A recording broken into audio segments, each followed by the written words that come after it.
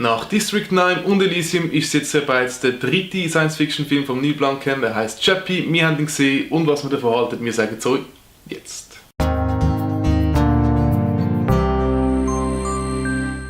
Im Film dabei sind der Hugh Jackman, der Dev Patel, Sigourney Weaver und «Die Antwort», eine südafrikanische Elektro-Rap-Band oder so. Der Film spielt in naher Zukunft in Johannesburg. Dort wird die Polizei ersetzt durch Roboter und die das Verbrechen bekämpfen und alles. Und dann einer von diesen Robotern geht kaputt.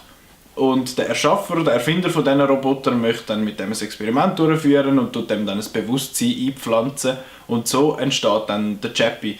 Der Chappie muss dann sich quasi ein bisschen angewöhnen an die menschliche Seite. Das macht er aber bei so einer Gangsterbande und lernt darum ein bisschen krumme Dinger durchzuziehen. Der Neil Blomkamp, der Regisseur, weiss, wie man Special Effects wo einsetzen und wie man es machen muss. Und die ganze Atmosphäre, das Dreckige und das Wüste in Johannesburg, das fängt extrem gut ein, auch schon wie in District 9.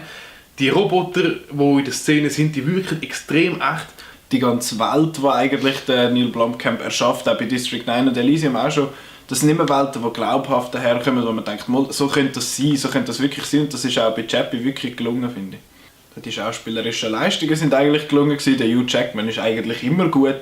Der Dev Patel, der bei Slumdog Millionär schon mitgespielt hat, ist auch gut. Aber die beiden haben allgemein viel zu wenig eigentlich, Zeit, um sich zu etablieren und können von dem her nicht so führen. Und von der Sigourney Weaver fangen wir gar nicht erst an. Die hat etwa 2 Minuten, wo sie wirklich vorkommt. Die Hauptzeit und eigentlich die Antwort. Und ich bin fast positiv überrascht. Ich habe gar nichts erwartet von denen. Ich habe gefunden, sie sind nicht schlecht gewesen, aber dass sie auch teilweise schlechte Seiten hatten, auf das gehen wir nachher dann noch schnell ein. Auch die Darstellung von Chappie an sich hat uns sehr gut gefallen. Chappie wirkt sehr lebendig. Auch seine Entwicklung eben von dem sozusagen naiven Baby, in Anführungszeichen. Er ist ja wirklich am Anfang noch ein unwissendes Kind und muss alles lernen. Das war sehr gut gemacht gewesen. Er ist eigentlich, obwohl er ein Roboter ist, auch die Figur im Film mit den meisten Emotionen. District 9 gilt auch heute noch als Sci-Fi-Meisterwerk. Chappie kommt da leider nicht ganz an. Chappie hat sehr viele Kleinigkeiten und auch größere Fehler drin, die mich immer mehr im Film gestört haben. Er hat relativ spannend und interessant angefangen, aber ist nachher immer mehr ins Stupiden abgedriftet. Das Ganze fängt für mich bei der Story an. Es hätte so viel Potenzial gehabt, hätten wir die Entwicklung von Chappie gezeigt zwischen dem Chappie und dem Dev Patel, also dem Schöpfer vom Chappie halt.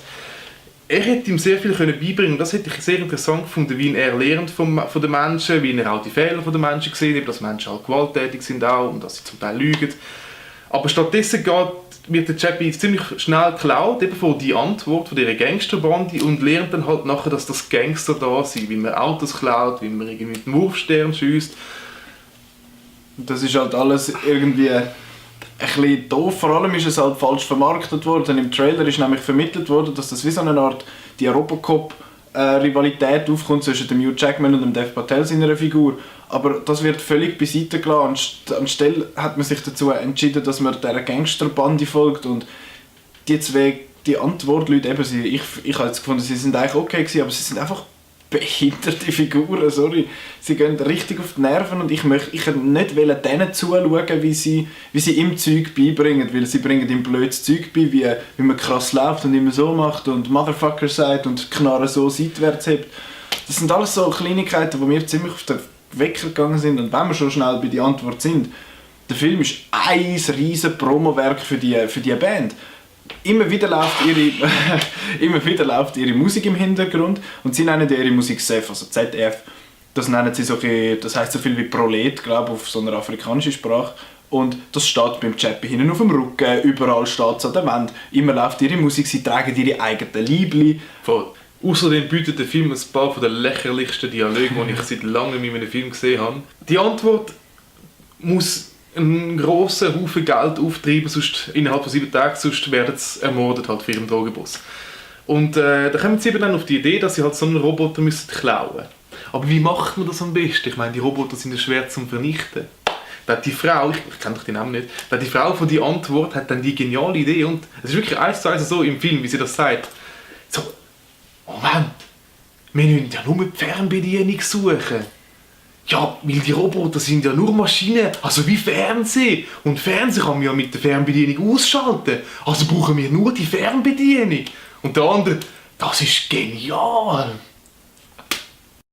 Mir hat der Film jetzt nicht so super gefallen, aber ich habe mich jetzt auch nicht gross darüber aufgeregt. Es hat ein paar echt mühsame Figuren drin. Die Antwort. Aber die Effekte sind echt cool und die Welt, die er schafft, ist cool. Also da muss man halt ein bisschen abwägen, was einem gut gefällt. Für mich ist jetzt der Film so, heute geschaut, morgen schon wieder vergessen. Wow, also ich hoffe, dass ich den Film auch noch einen Tag vergessen kann. Ich glaube es nicht. Ganz ehrlich, mir hat der Film nicht so gut gefallen. Der Film ist gut gemacht, er ist gut gefilmt, er hat gute Special Effects und der Sound ist auch in Ordnung. Aber die ganze Story ist behindert, die ganzen Charaktere sind behindert. Also mein Fazit, der Film ist nicht gut für mich. Wie immer danke viel mal, dass ihr das Video angeschaut habt. Ich hoffe, es hat euch gefallen. Schreibt doch einen Kommentar, falls ihr Chappie schon gesehen habt, wie ihr ihn gefunden habt, was euch nicht so gefallen hat vielleicht.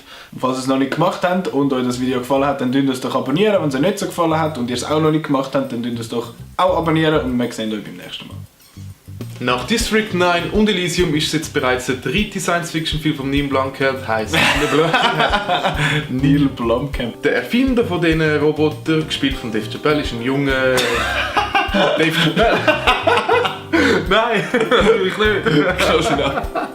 District 9 hat da... District 9! District 9. Fuck yeah!